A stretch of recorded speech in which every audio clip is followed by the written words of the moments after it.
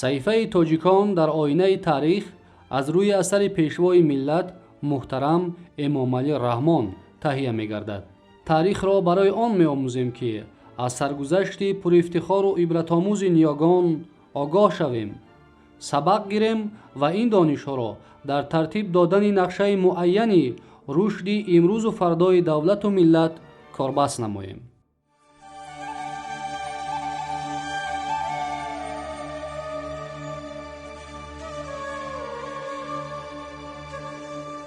صحیفه تاجیکان در آینه تاریخ را از موضوع باختر و سوخت گهواره نخست دولت تاجیکان ادامه می‌دهیم.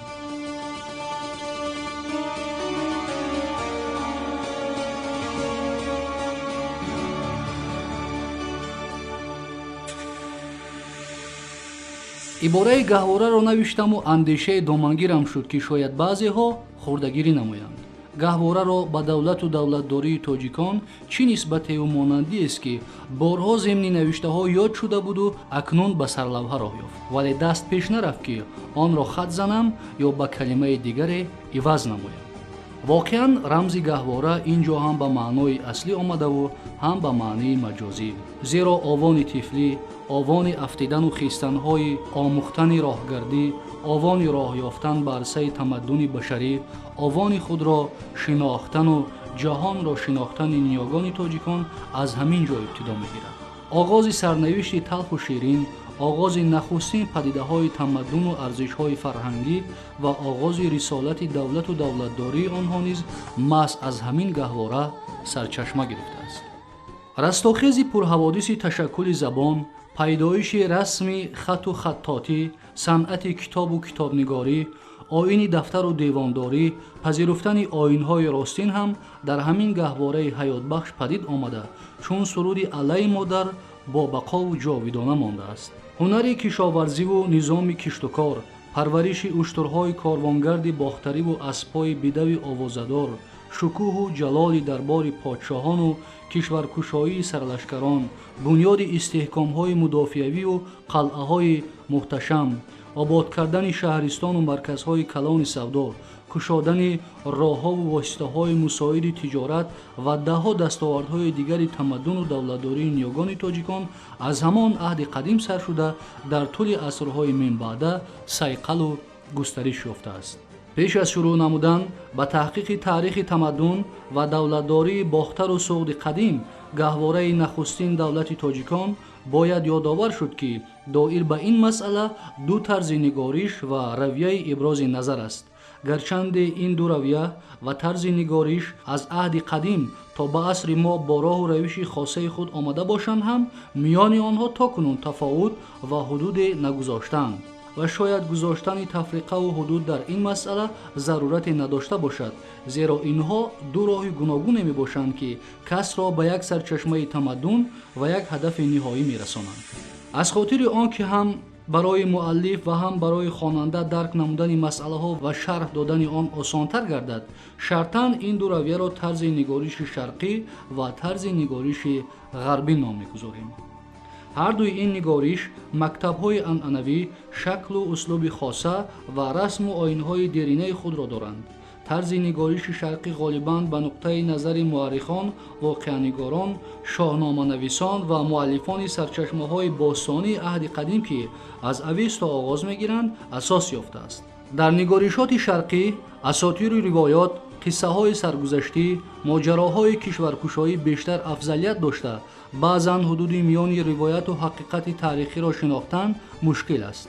вале хоҳу нохоҳ ин ҳам порае аз таъриху сарнавишти халқияти тоҷику қавмҳои орёи табор аст ва онро нодида гирифтан аз рӯи инсофу адолати тамаддуншиносӣ нест. гузашта аз ин, таърихи кулли давлатҳои мутамаддини олам дар заминаи асотиру ҳамосаҳои қадимаи ин ё он халқ оғоз ёфтанд. тарзи нигориши ғарбӣ бошад, аз майлҳои воқеапардозӣ нисбатан озод буда ба далелу мадракҳои сирф таърихӣ рӯйниёз меорад.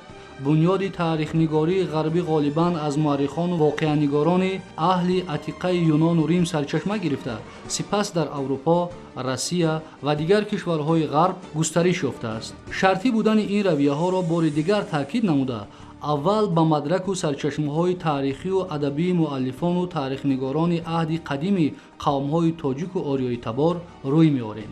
қадимтарин сарчашмае ки дар он номи кишвари бохтар ва суғд ёд шудааст китоби муқаддаси авесто мебошад. чунон ки дар боло зикр шуд, дар фаргард ё боби якуми видевдод нахустин кишварҳои офаридаи аҳурамаздо номбар шуданд ки бакхади зебо ё бохтари зебо бо дирафшҳои барафроштааш ва гава сугда бо алафзору мағзорҳояш аз ҷумлаи онҳост. ба ақидаи баъзе муҳаққиқону авестошиносон зимни ибораи дирафшҳои барафрошта рамзи қалъаи муҳташами подшоҳ, қудрати лашкари тавоно ва бешикасти оини ростин ва рӯҳи ғолибияту кишваркушоиҳои аҳди гуштосп нуфта аст. қудрати лашкари тавоно ва бешикасти оини ростин ва рӯҳи ғолибияту кишваркушоиҳои аҳди гуштосп нуфта аст. одатан дар авесто ва сарчашмаҳои паҳлавие ки аз кави гуштосп, яъне подшоҳ гуштосп ва зардушт ёд шудааст, ҳатман бохтару балхро чун кишвари паҳновар, шаҳри ободу тавоно бо шишгоҳи подшоҳон, маркази нахустин оташкадаҳо ва қаламрави панҷшавии оинҳои ник тавсиф намуданд. яке аз тавонотарин донандагони таърихи аҳди кӯҳан, фирдавсӣ, шоҳномаи худро дар асоси сарчашмаҳои таърихӣ аз ҷумла худойномак, маздакнома, шоҳномаи абумансурӣ, шоҳномаи масъуди марвазӣ, абулмуайяди балхӣ, абуалии балхӣ, инчунин гуштосбномаи дақиқӣ ва дигар ривоёту қиссаҳо ва достонҳои ҳамосию таърихии халқҳои ориёинажод офаридааст. шоҳномаи фирдавсӣ бузургтарин достони асотирию адабӣ ва таърихист ки сарнавишти талху ширин ва таърихи подшоҳии беш аз 50 шоҳаншоҳи ориёинажодро дар бар гирифтааст. аз даврони каюмарс то яздигурди се пайҳам ба тахт нишастану аз байн рафтани силсилаи подшоҳонро агар аз назари фосилаи таърихӣ бингарем, ин силсила аз замонҳои хеле қадим дар ҷангалҳо зистани одамон то асри 7 милодӣ, яъне то истилои араб ва қиссаи кушта шудани яздигурди се аз дасти осиёбон бо талқину ҳидояти моҳӯи сурӣ, яъне ҳокими тус фаро мегирад.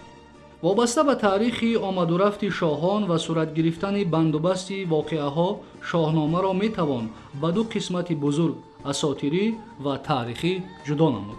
подшоҳони давраи асотири шоҳномаро метавон ба сулолаи пешдодиён мансуб дониста. овони подшоҳии каюмарс, ҳушанг, таҳмураз, ҷамшед, заҳок, фаридун ва дигаронро то давраи гаршосп таҳти ин ном зикр намуд.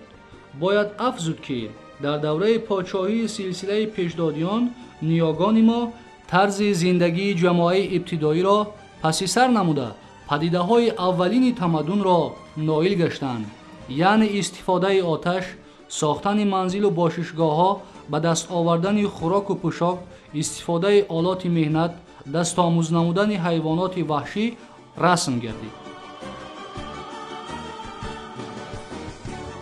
саҳифаи тоҷикон дар оинаи таърих дар мавзӯи бохтару суғд, гаҳвораи нахуст давлати тоҷикон идома дорад.